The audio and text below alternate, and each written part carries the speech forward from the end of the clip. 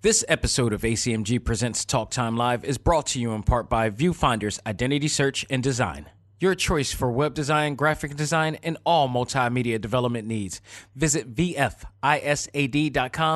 and let us bring your vision to reality. This is Amanda Celine Miller, the voice of Boruto and Sailor Jupiter, and you are listening to A.C.M.G. Presents Talk Time Live. Welcome to the show to give you all the news, views, and opinions in the world of gaming. This is A.C.M.G. Presents Talk Time Live Extras Select Start with your host, Xavier Josiah. Power up and game on.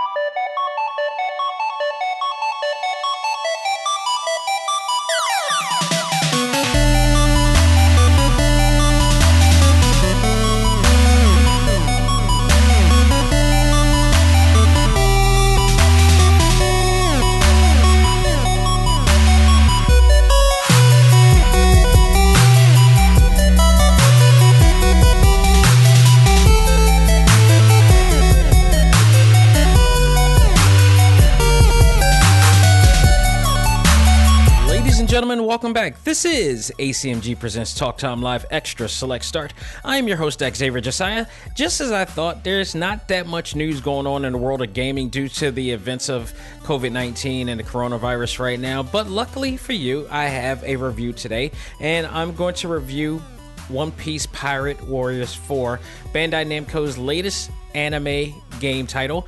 And I gotta say, there's a lot of good in this that I'm going to talk about. So if you're wondering if Bandai made another hit or miss title or didn't put it all into it, there's some great news I'm going to tell you right now. And if you haven't read any of the reviews out there right now, I'm going to tell you, like, this is a great title. Now, because there's not a lot of news going on in the world of gaming to really talk about, like nothing really, because most of the fan sites, like the IGNs, the GameSpots, Game Informers, things are going to be trickling down due to the pandemic, unfortunately. But that doesn't mean we're not going to have anything to talk about. We could look back at things. We could talk about the best of. We could get down to it. We can be creative.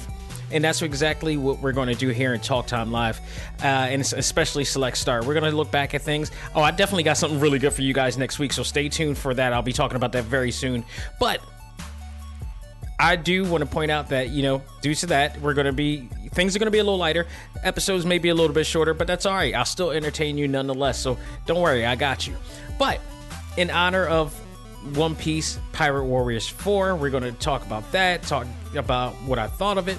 And if you guys remember, if you didn't hear the review that I had of One Piece Stampede on the last episode of the Prime Show, go out of your way to check it out if you haven't seen that movie.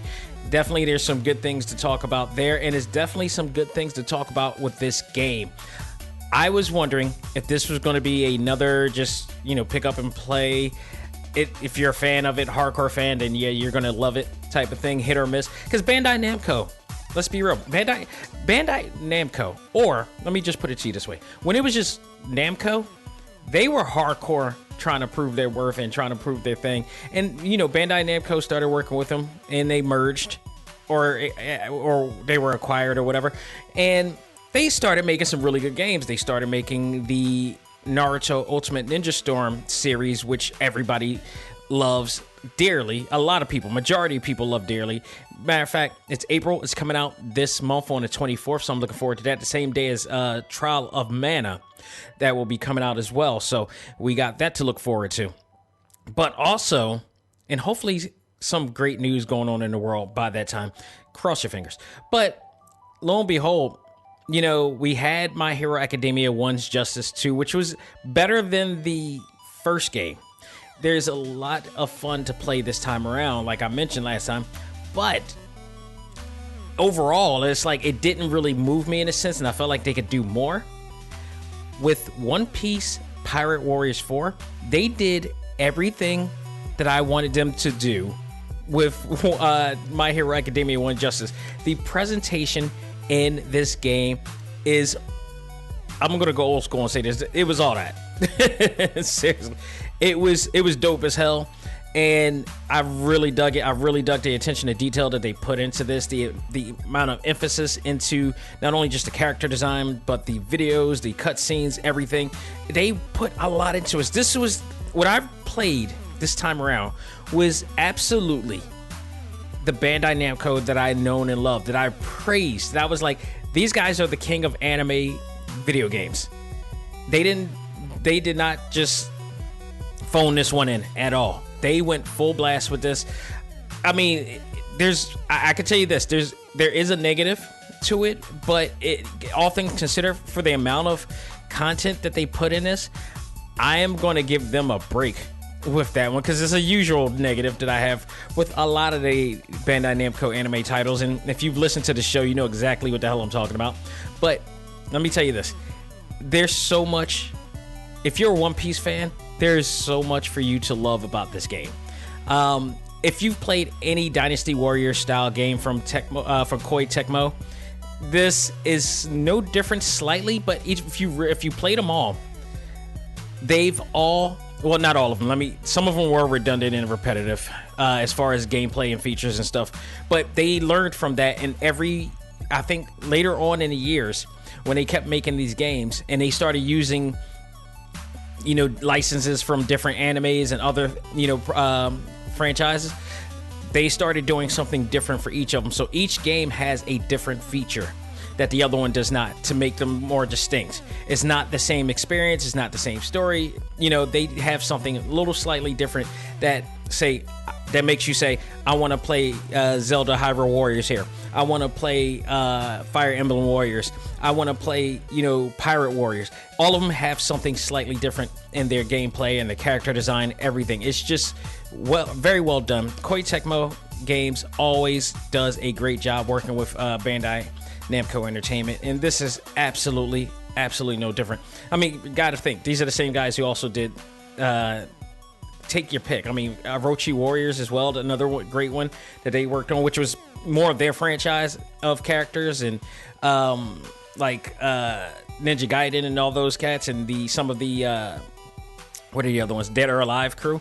So you had some of those, but then they were a part of Marvel Ultimate Alliance 3. They were a part of that. So, put that in your head real quick. This combination has always been good. It's always been strong. And this is no different. Pirate Warriors 4. And if you guys remember, I own Pirate Warriors 3 for the Switch, what is it? I own it for the Switch. I own it for the 3DS. I own it for PlayStation Vita. So that's how much I love that game. But what I didn't like about the game was the same thing I didn't like about My Hero Academia 1 and 2, is that the story mode was a manga-based story mode. So they really kind of, but to Pirate Warriors 3, they did have a lot more cutscenes than My Hero Academia did. This time around, they went all out. They absolutely went all out. This story mode presentation that they have, this adventure mode that they have, it is beautiful. I mean, it's so much content, so much replay value in this. Much like Pirate Warriors 3 and the ones before, they do go through the story of some of the most iconic series, iconic arcs in the One Piece series. You will go all through those different situations, but this time, because now it's 4, part 3 did not have all of the sagas and arcs at the time, because One Piece has like 900 plus episodes. I'm not sure if I'm exaggerating that or not. They have a ton of episodes, and by the time Pirate Warriors 3 came out, they've already advanced to other ones. So Pirate Warriors 4 picks up where that one leaves off, but still gives you an experience of everything that happened from day one. And I would say the most significant moments in One Piece life. Of course, they added on the arcs, different arcs. I think the arcs that they have for here, which I have, story arcs, is the Alabasta arc, the enemies lobby arc, the Marineford arc, the New World arc, and I believe the Marine Ford arc is probably one of the most iconic of all the series because that consists of Ace, Luffy's brother Ace, and his death. Spoiler alert: he dies. This death is said to be compared to that of if you don't watch One Piece but you watch Naruto, this is Jiraiya. And I saw the first time I seen that arc was on Pirate Warriors 3, and then I watched the actual episode, and it is beautifully done. That will go down as one of the best arcs in anime history. Ace became that really lovable, likable character. And when he took him away from us, I'm pretty sure it broke a lot of otaku hearts out there. Definitely. They also had the New World arc, which was one of the later arcs as well. The Whole Cake arc is probably the newest arc on here, which also includes Luffy becoming Gear 4. Both gears are on here. You got Gear 4 and you got Gear 3 and Gear 4, which is Bounce Man and Snake Man mode that Luffy is in. And let me tell you, Snake Man mode is awesome. The detail and the character design, I've never seen it. I haven't reached up to these arcs yet, but I am looking forward to it because I didn't think that somebody as goofy as Luffy can look anywhere as badass as he does in this game and in the arcs. And I believe I played him in Unlimited World R as well. He plays the Gear 3 on there, but they now moved up to Gear 4. So it is absolutely awesome. The aerial, there's a lot of things to look forward to in this game as far as gameplay value as well. You got, I mean, just the maps alone is awesome because now this time around there's a lot of destructive action. You could destroy buildings and battlefields and everything. So everything just looks like you're in chaos, but you're just having a lot of fun. It's not in playing the game through the difficulty levels.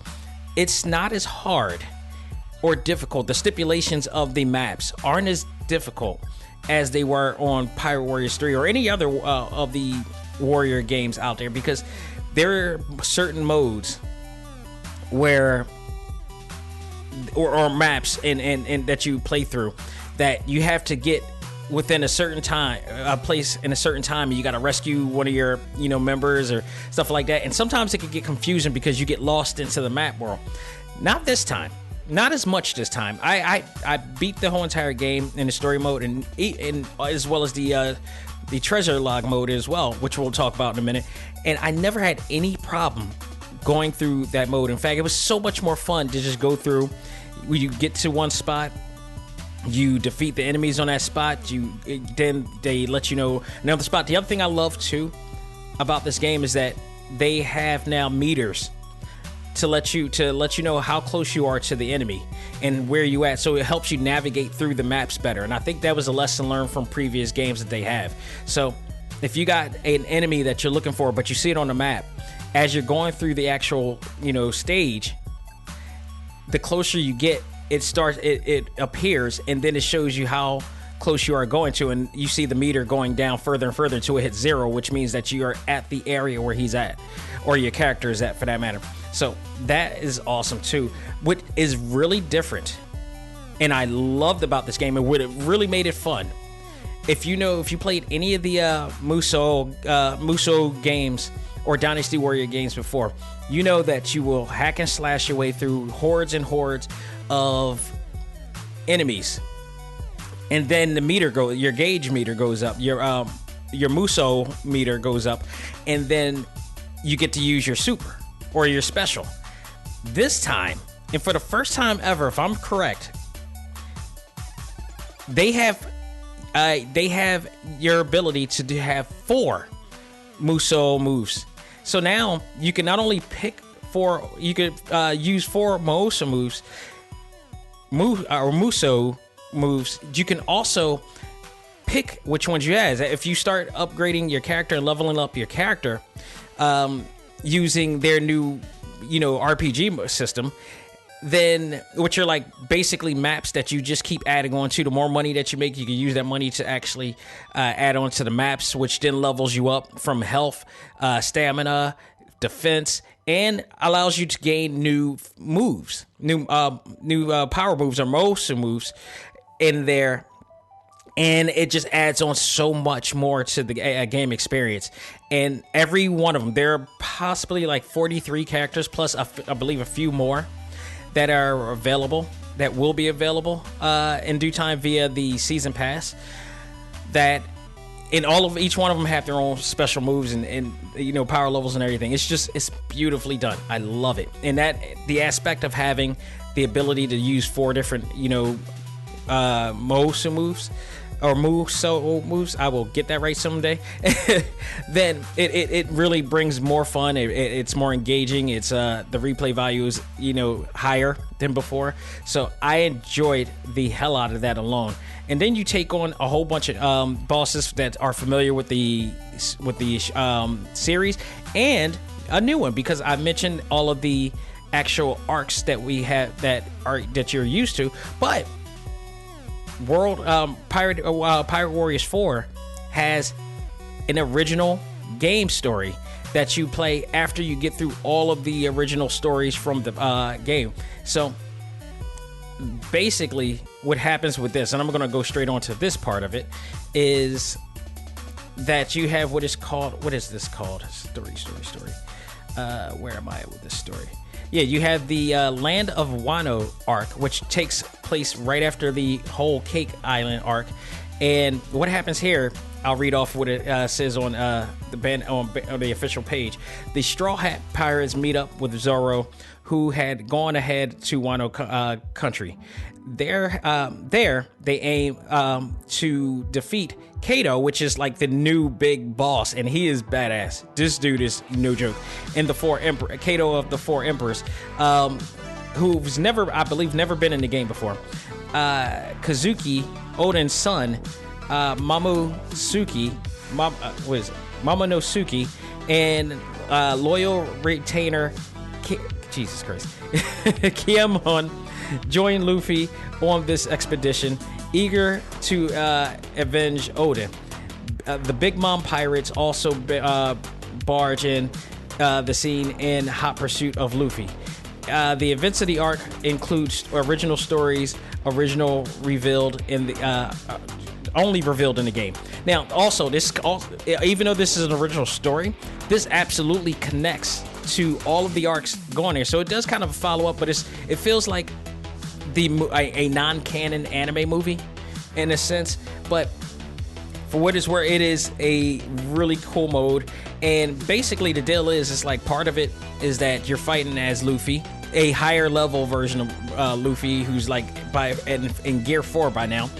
But he is also finally, after all this time, captured. And at one point, so the other part is that you're playing all the other characters, your choice of one of the other characters, to try to save Luffy and some of the other crew out of there. There's some other new characters as well in here. It's just beautifully done. I just so enjoy what they did with this, and all of the new characters that are in the game as well. It's just awesome. Like I said, you have like 43 new characters that you're playing in the game. Some of them which you're familiar with, like, look, the Straw Hat, all the Straw Hat Pirates, that's including Brock, Frankie, Chopper, Usopp, Nami, all of those cats. But then they have, they got Smoker, they got Dracula, Mihawk, they got Tashigi, which are all have been in previous games before. Flamingo is he's like the most annoying character of them all for me. Isho is one of my favorites. He's the blind marine character who could just he will kill you without even looking at you, literally. One of my other favorites is Law is in this as well. Sabo is on here. Now take note, one of the things that we talked about on the last episode with the movie is that Johnny Young Buck was playing Sabo. Well, nobody has to worry about who's playing the audio in here because it's all in Japanese audio with subtitles. So this is the one thing that I believe I'm going to consider the negative of this, but this is the first time I'm going to say that this doesn't make a big difference here, because everything else is so done well that you kind of got to give them a let go on this one. They filled it to the brim. They filled this game to the brim with a lot of stuff in here. They also got new characters in here as well. I don't believe Rob Lucci was a playable character on the. I'm not sure. I don't remember. Bartholomew. It's Bartholomew is a new character. Cavendish is a new character. Charlotte Katakuri is a new character. Basil Hawkins, Carrot, and Sanji's family is now in this game as well, who all look like superhero Power Ranger Sentai characters as well. You also got Capone Begay, or I hope I'm pronouncing that right, because I've never seen the saga where they pronounce it. And this character is played by the one and only Kyle Hebert as well. You got Estas Kid. You got Charlotte Lin, who's Big Mom of the Big Mom Pirates, and Kaido, who is the biggest badass of the game. Let's just put it like that. it's the way that they portray him and the way he is in this game. And because I haven't reached up to that saga yet, I'm not sure if he is an actual character in the game. I could have sworn I've seen some of these characters, a lot of these characters, in the Stampede movie. So him or Big Mom, I don't remember seeing, but I have no trouble watching that movie again because I enjoyed it that much. I did see Kid on there, and Capone in there as well. So overall, like, there's just so much positive with this game. This is possibly, I'm going to say this is not only probably my favorite One Piece game, but it might actually be the best One Piece game to date. I love Unlimited Worlds 1, and that still will always be my favorite, especially for the completely original storyline that they had in there. It wasn't done by Tecmo Koei. I forgot who worked on that one, but the gameplay of that one felt really balanced and beautiful and smooth. This one also, the new character design art style that they put in here was really cool as well. A little bit, just tiny bit cell shaded. Design in here that they put in here, and it's just so much to enjoy. But here's another thing I love too. We talk about the story mode in here, and let's just talk about all of the modes here that they have. So they got the dramatic log, which is the story mode. They got the free log, which is everything that you played on the story mode, but without the storyline. You're just playing the maps there. They got treasure log, which is just another way of you gaining more money and unlocking new characters to play in the game as well. They got system option, your gallery option, which allows you to watch every single cutscene that they have on here. And there's a lot of cutscenes, and I think that's the part that I think is so awesome. There's a ton of cutscenes. Like I said, this is the type of content that I wish they would have had for My Hero Academia One's Justice. And I still say it's a really fun playable game, but if you would have added this much to it, it would have been so awesome. The gallery mode I love too, because if you're not familiar with One Piece, and this is another thing that I wish that they had on My Hero, because they don't have, you don't know all of the characters, and I don't believe they had this much attention to detail in here, but they have a character encyclopedia, which allows you to learn about every single character in the entire series, not just the characters that are in the game. It's the entire series in here, because they got Mother Carmel in here as well. They got Rebecca, who's played in other, parts of the saga. They even got some of the character, the hack and slash, jobbers that you get to beat up in here. Caesar is in here, Iceberg. I mean, just a lot of people are here. Vivi, who was the princess, I believe, of Alabasta. They got information on her. So if you're not familiar with the actual series or wanted to know about the series, they have stories for you to get you into the series, to not only the game, but maybe get you interested in wanting to watch the actual anime series, which I highly recommend. So they also have a glossary as well that tells you basically all of the areas, the King of the Pirates, berries, which is the currency. I mean, just that much attention to detail. This reminds you, there are games like this, Guilty Gear, Blaze Blue. They, Arc System Works does the same thing where they go all out and provide you with enough content to get you so immersed into the universe. And I think this is a great idea. And I believe I'll give credit to Dragon Ball Kakarot. I think does the same thing as well. So I think this is just very well done. Talking about the dragon fruit, they have just everything, the transponder, snails, everything you want to know about the universe that is One Piece is in this game. Like, this is a great way to reference the anime, not just to play the game, but to, just reference it. So this is for me, I used to use this game the same way I did for Ultimate Ninja Storm. It was like a cheat sheet to understand the actual anime series that they have. And because of games like this and Naruto Ultimate Ninja Storm, I am so much more immersed and intrigued by the actual anime sagas that I'm now watching them on Funimation now, which you can absolutely check out in there as well, the entire series. I believe One Piece is also on Hulu. I think it's on Netflix. I'm not sure, but I think Hulu and Funimation has both sub and dub for those who are fans of both or one or the other.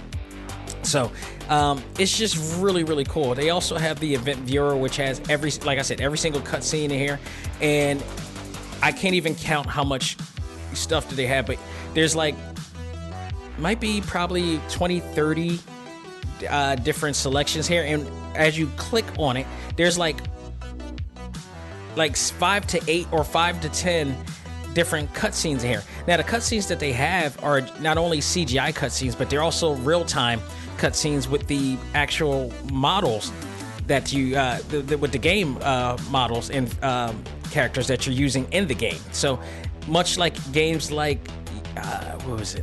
Spider-Man PS4, games like, how can I say, Arkham City, where even though it's on real time, you're actually playing the game with the costumes that you're picking, and they have a ton of different costumes in this game. As you go through each story, you'll unlock different costumes based on that saga, because if you watch the series, they don't just wear the same thing all the time. That's the part I love about One Piece. They don't wear the same gear. Whether it's the movie, if you watch any of the movies that you watch, or you watch the series, they change their clothes. That's something that you normally don't see in regular, anime in America. They never change clothes this much. Now they do some do now more, but not as much as what they do in Japan. They really do make it somewhat of a logical, realistic, take on, certain things. So Luffy and all the gang will have different gear. Some of the favorite gear that I've liked is when on One Piece Gold, when they all they were GQ'd up with clothing in there as well. So I think that's one of the things that why this series has stuck out for so long. And even as couture fashion as JoJo's Bizarre Adventure is, they stay wearing the same stuff. These guys should be on Paris Week, on Fashion Week, because they wear a lot of different gear. I mean, it is crazy. And not to mention to see the evolution of the characters. Like I said, I mentioned Nami, who was a kind of well-developed teen until now she's a fully developed, and I mean that to the fullest, a fully developed adult in there, and just seeing all of them grow up even further and evolve in their skills and their road and travel, and seeing Luffy become regular Luffy with the gum fruit, and then now he after some training, he has become Gear 4 Luffy, which is the baddest looking, godlike character you could ever be. So there's so much to go for in here. And they also have a music player. They got coin guides, crew guides. It's just so much replay value in this game. It is hard to deny. Like I said, if any negative that I have for this game, it would be just that they had no English audio, and normally that's a thing for me, but I can't deny what they've done. Loading time, as far as loading time, is not that bad. I mean, because once you get the full load, in, everything else is just smooth. Cutscenes, all this stuff. So it just loads up every single cutscene and then immediately into the gameplay as well. So I enjoyed this immensely. I will continue to enjoy this immensely. This is not, I say this is probably one of the best One Piece games I've ever played. This is on top of the list. This is definitely top of the list. But I will go further. I will go further to say that this is probably one of the most fun Dynasty Warrior games I've ever played. And that's saying a lot because I've played a fair share of Dynasty. I've possibly have played more Dynasty Warrior games than possibly a lot of people. Because I've played the original Dynasty Warrior in 1997 when it was on the PlayStation 1, when it was originally a fighting game. Dynasty Warrior 2 came in 2000, and that's when the PlayStation 2 kicked in, and that's when they started changing this Mosou world that they created, where you can just fight multiple, engines. This was one of the AAA games that they showed on the PlayStation 2 to display how much power they had, because for the first time ever, you had a game where it had hundreds and hundreds of different characters or models of figures all in one. So this is the power of their processor, power and speed that they could do, because you could play a game like that. And that became one of the big things. It's like, can you have a game that can play Dynasty Warrior 2 and above?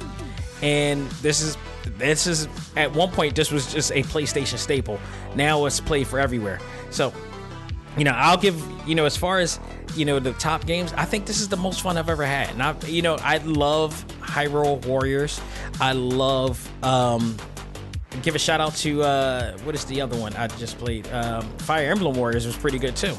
I even love Persona 5 Scramble, the demo that I played in Japan, but for some reason, there's still no word as to whether that game will be in America yet. It's out now in Japan. It is a lot of fun, I'll tell you that.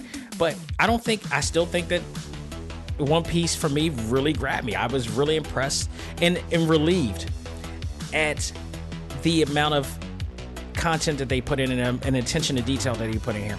So if I'm going to grade this, I got to give it an A- because of the fact that they didn't have English audio. But other than that, this would have been probably a solid A, if not an A+ on that note, just for that alone. But this game is, if you're a One Piece fan, if you want to know about One Piece, and if you love Dynasty Warrior, or if you love just regular beat 'em up hack and slash, just take your mind away and just have fun, this game is your game, guaranteed. This is an A- game for me. I'm pretty sure there were other great reviews on other places. Some of them gave him an 8, some of them gave him more, or 8.5. I'm giving it as close to a A as possible, so it's like A-, B+ type of deal.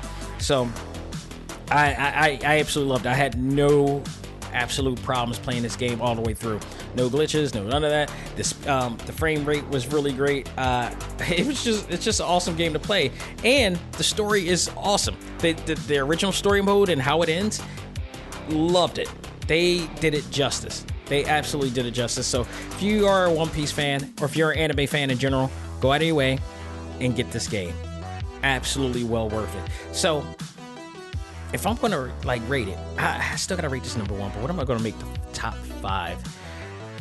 Mosou games or Dynasty Warrior games that I've ever played, because it's hard for me to say any of the Dynasty Warrior games itself or the Warriors Orochi games itself, because they were all pretty much the same games, and they didn't start actually changing up on those game formats and the gameplay features until they started getting licenses and such. So I will give honorable mention to the original fighting game, which it wasn't really that big of a fighting game, but it was a solid fighting game. I will give honorable mention to Dynasty Warrior 2 because it's the one that really kicked it off. But after a while, they apparently just started to... They eventually started to become mundane and repetitive after a while. And they came out with Samurai Warriors, which also had that repetitive gameplay. And it became stale after a while. So much so that I love the game, but you can't play Dynasty Warrior 5, 6, 7, 8, and 9, and then play the exact same stories of the Chinese Han Dynasty or the other dynasties and love Lobo and whatever like that, and just it's better looking, it's more beautiful, but the gameplay is the same thing. So it was like I couldn't really get down with it like I wanted to.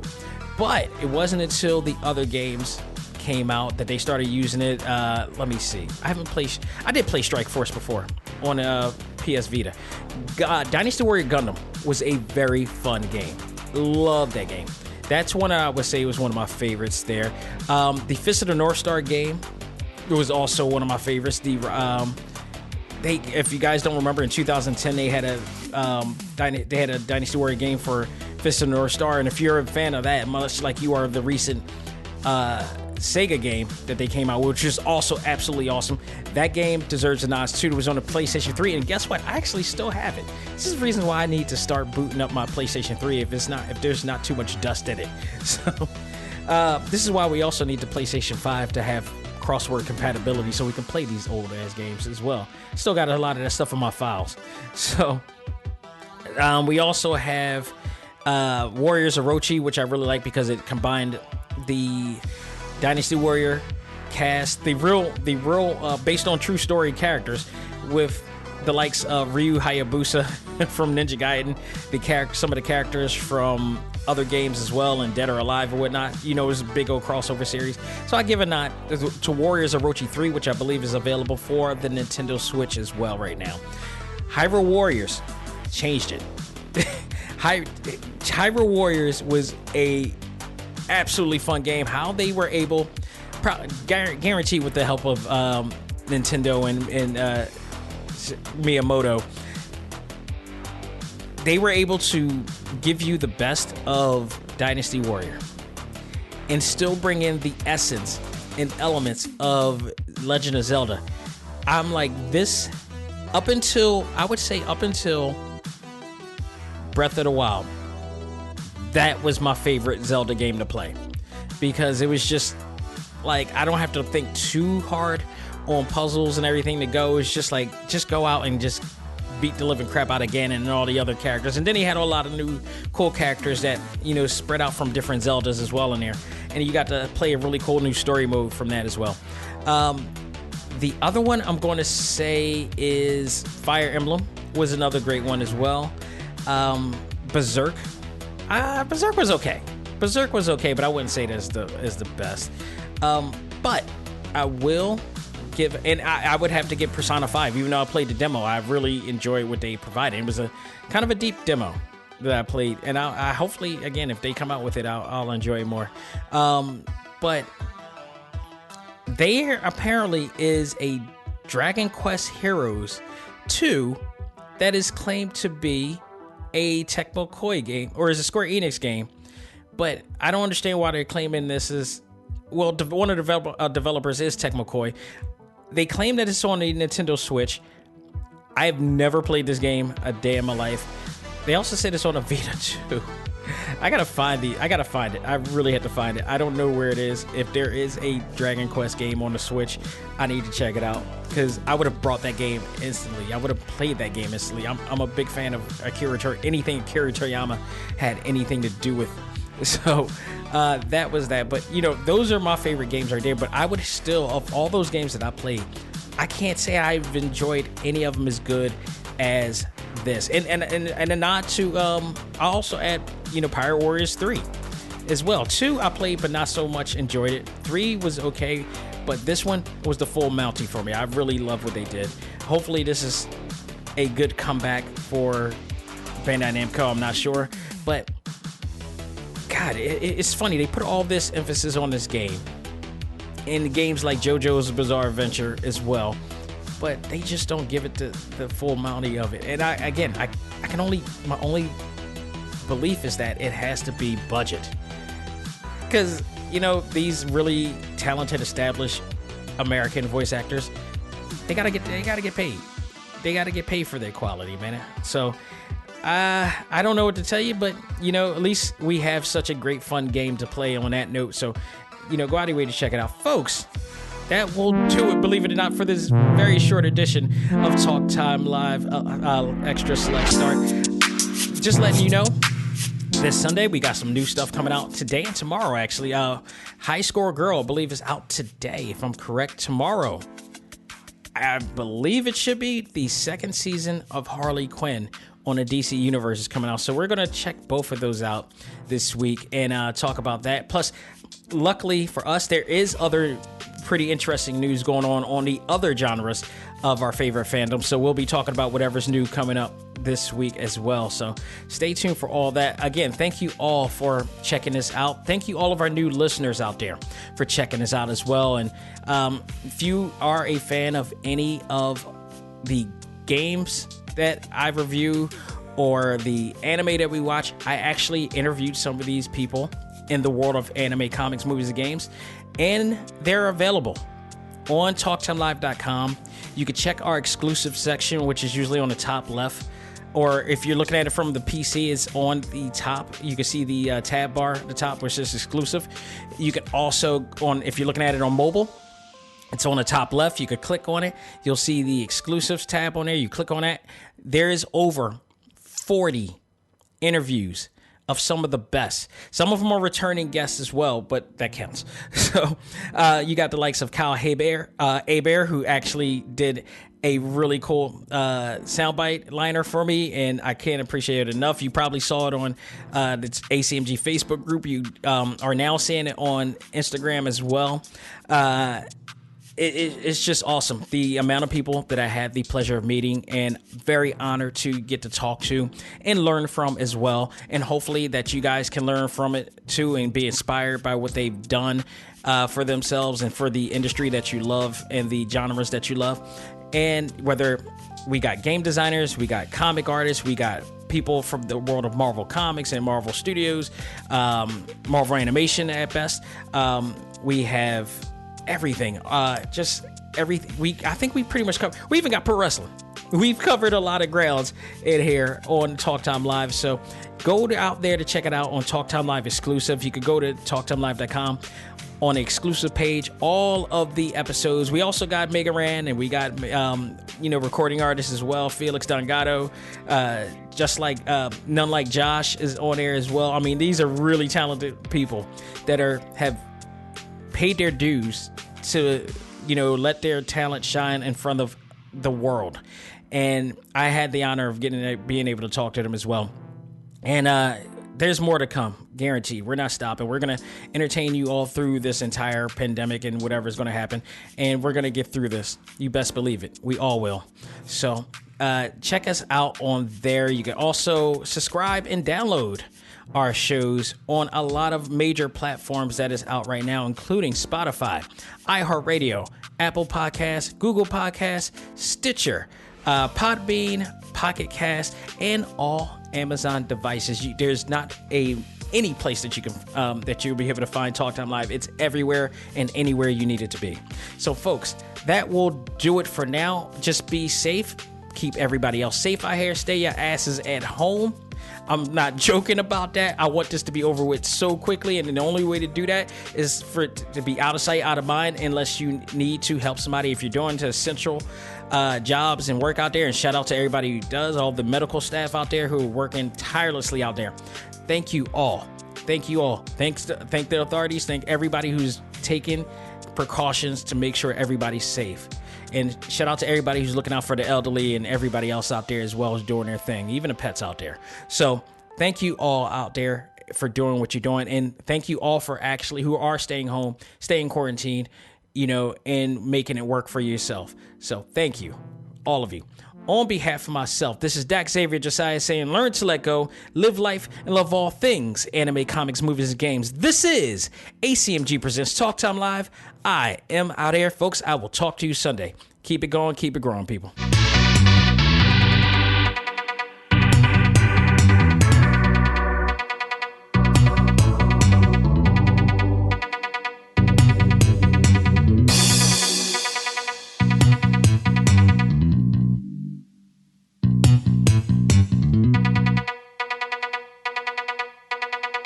Music for this episode is provided by Game Chops. Check out these great chiptune tracks and more at music.gamechops.com.